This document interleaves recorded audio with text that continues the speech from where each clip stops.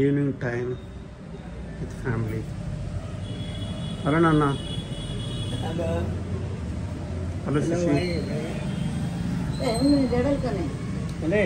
Hi రా, hi చెప్పు.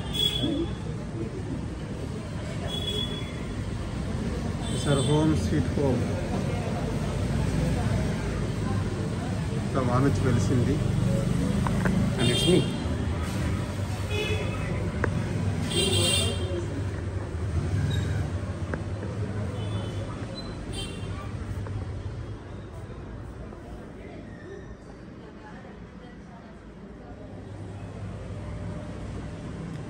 వాన వచ్చినప్పుడు ఏదైనా వేడిగా తింటే బాగుంటది కదా.